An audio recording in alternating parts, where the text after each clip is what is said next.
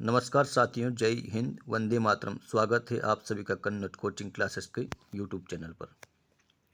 आज इस वीडियो में हम बात करने वाले हैं मध्य प्रदेश से संबंधित वस्तुनिष्ठ प्रश्न के बारे में। तो आइए, आज का पहला प्रश्न, बाणसागर परियोजना की आधारशिला किसने रखी है? तो बाणसागर परियोजना की आधारशिला मोरारजी देसाई ने रखी है, जो 14 मई 1978 को रखी थी। यह परियोजना शहडोल जिले के देवलोंद नामक स्थान पर निर्मित एक अंतर्राज्यीय बहुउद्देशीय परियोजना है। और यह परियोजना सोन नदी पर निर्मित है और इस परियोजना की ऊंचाई 67 मीटर है। 67 मीटर। अगला प्रश्न, मध्य प्रदेश में सर्वप्रथम नहरों का निर्माण कब किया गया था? तो मध्य प्रदेश में सर्वप्रथम नहरों का निर्माण 1923 में किया गया था। यहाँ एक और प्रश्न बनता है, मध्य प्रदेश में सर्वाधिक सिंचाई कुएं एवं नलकूप द्वारा होती है एवं नहरों द्वारा प्रदेश में दूसरा स्थान आता है। सर्वाधिक सिंचित जिला दतिया है, 66.46%, एवं न्यूनतम सिंचित जिला डिंडोरी है, जो कि 0.58% है। अगला प्रश्न, मध्य प्रदेश में नहरों से सर्वाधिक सिंचित जिला निम्न में से कौन सा है? तो यह है होशंगाबाद।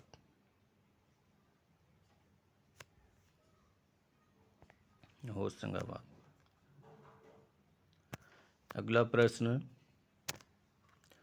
गांधी सागर परियोजना को किस उपनाम से जाना जाता है?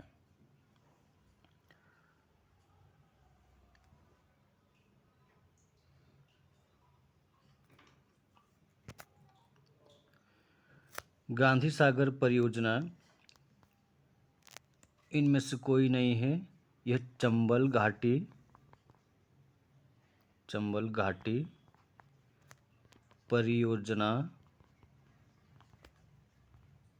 पर निर्मित मंदसौर जिले में स्थित है। इस परियोजना की आधारशिला पंडित जवाहरलाल नेहरू ने 7 मार्च 1954 को रखी थी। पंडित जवाहरलाल नेहरू। अगला प्रश्न, इंदिरा सागर परियोजना की आधारशिला कब रखी गई है? तो इंदिरा सागर परियोजना की आधारशिला 24 अक्टूबर 1984 को इंदिरा गांधी द्वारा रखी गई थी। इंदिरा गांधी द्वारा 23 अक्टूबर 1984 को। और यह परियोजना 1992 में बनकर तैयार हो गई थी। यह परियोजना मध्य प्रदेश के खंडवा जिले में स्थित प्रदेश का सबसे ऊंचा बांध है। इस बांध को पुनासा बांध के नाम से भी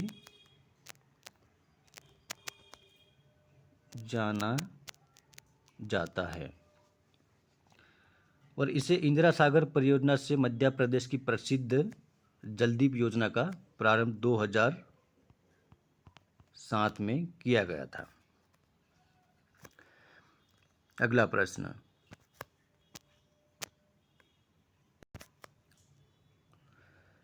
केन बेतवा लिंक परियोजना को कब स्वीकृति प्रदान की गई?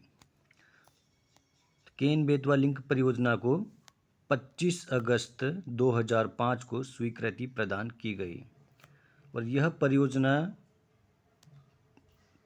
कुल लंबाई का 221 किलोमीटर लंबाई पर निर्मित है। इस परियोजना से लाभान्वित जिले हैं टीकमगढ़, छतरपुर, पन्ना एवं झांसी। अगला प्रश्न,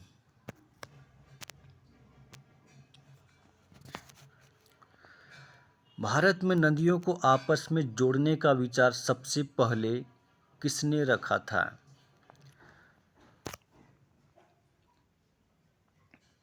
तो इस प्रश्न का सही उत्तर होगा सर थॉमस कॉटन, जिसने सर्वप्रथम 1858 में एक ब्रिटिश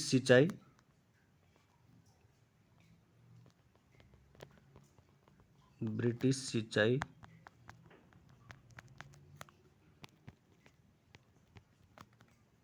नियम के अंतर्गत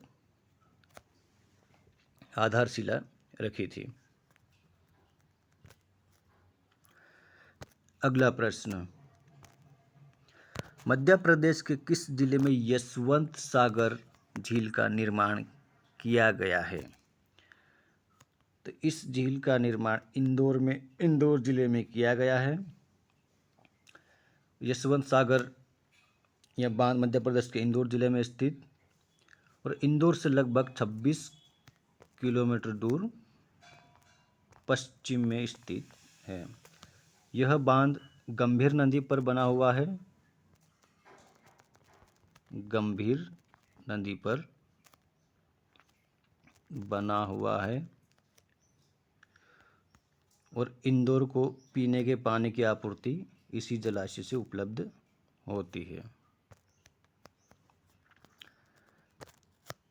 अगला प्रश्न, मध्य प्रदेश में बलराम ताल योजना कब प्रारंभ की गई है?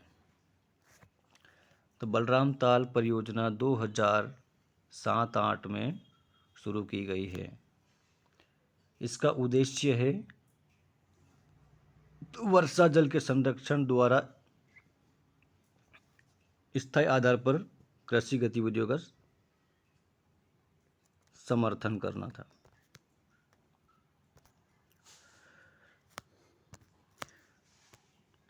प्रश्न अगला,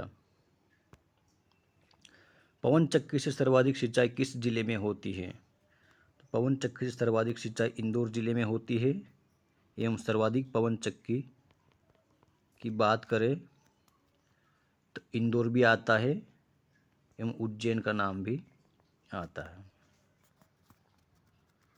अगला प्रश्न, निम्न में से किसे चंबल का ब्रांड एम्बेसडर बनाया गया है? तो चंबल का ब्रांड एम्बेसडर डॉल्फिन को बनाया गया है।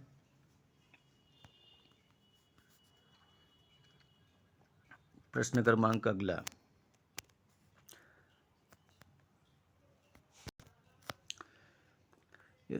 सराना बांध नहीं बारना बांध परियोजना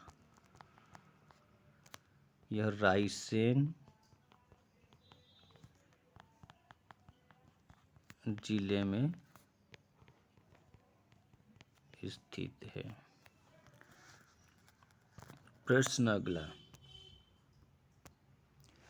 नर्मदा जल विवाद से संबंधित खोसला कमेटी किस वर्ष बनाई गई थी? खोसला कमेटी 1994-95 में बनाई गई थी। अगला प्रश्न, मध्य प्रदेश के जबलपुर जिले को संस्कार राजधानी की संज्ञा किसने प्रदान की है? संस्कार राजधानी की संज्ञा विनोबा भावे ने दी थी। प्रश्न क्रमांक अगला, देश की पहली किन्नर महापौर कमला जान कहाँ से थी?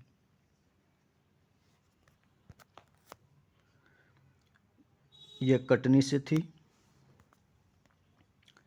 देश की पहली किन्नर महापौर कमला जान कहाँ से थी? तो कटनी से। प्रश्न क्रमांक अगला, मध्य प्रदेश में खुशहाली आनंद मंत्रालय की स्थापना कब की गई है? तो यह अगस्त 2016 में की गई है। अगस्त 2016। प्रश्न क्रमांक अगला,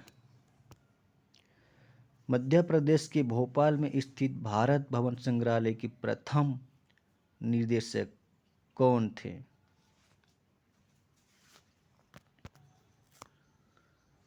तो इसके प्रथम निदेशक डॉक्टर प्रभुदयाल थे और भारत भवन का निर्माण कार्य 13 फरवरी 1982 को हुआ था। प्रश्न क्रमांक अगला, सीवान की खाड़ी किस जिले को दो भागों में विभाजित करती है?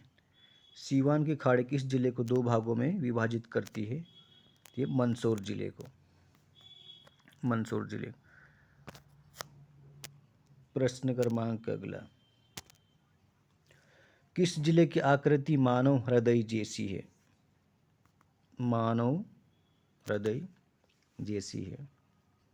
तो इसका सही उत्तर होगा नीमच। नीमच। अगला प्रश्न, मार्च 2019 में मध्य प्रदेश के कटनी जिले के विजय राघवगढ़ विकासखंड के अंतर्गत दुर्जन नामक गांव का नाम परिवर्तित किया गया।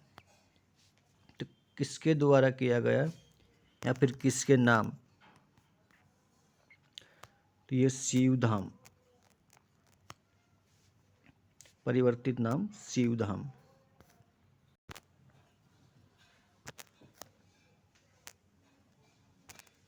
अगला प्रश्न, निम्न में से किसे पृथ्वी की पुत्री कहा जाता है? पृथ्वी की पुत्री कहा जाता है।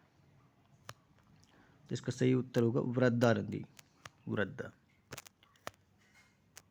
प्रश्न अगला, मध्य प्रदेश की एकमात्र नदी जो सर्प के आकार में बहती है? ताप्ती नदी है, सर्प का आकार में बहती है। इसका सही उत्तर ताप्ती।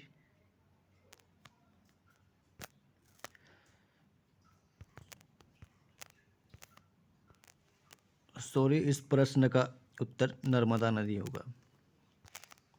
नर्मदा नदी प्रदेश की एकमात्र नदी जो सर्प के आकार में बहती है, तो नर्मदा नदी है। अगला प्रश्न,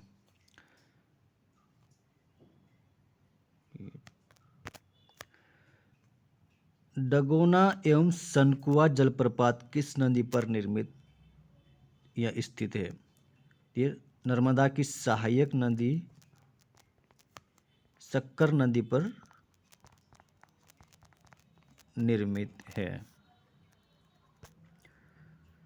अगला प्रश्न, विश्व की एकमात्र नदी जिसकी परिक्रमा की जाती है? विश्व की एकमात्र नदी जिसकी परिक्रमा की जाती है, तो वह है नर्मदा नदी। नर्मदा नदी जो विश्व की एकमात्र नदी है जिसकी परिक्रमा की जाती है।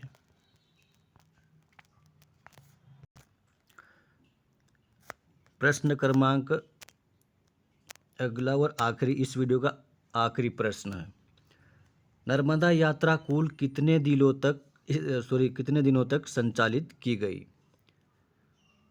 तो यह 148 दिनों तक संचालित की गई थी। और ये भोपाल से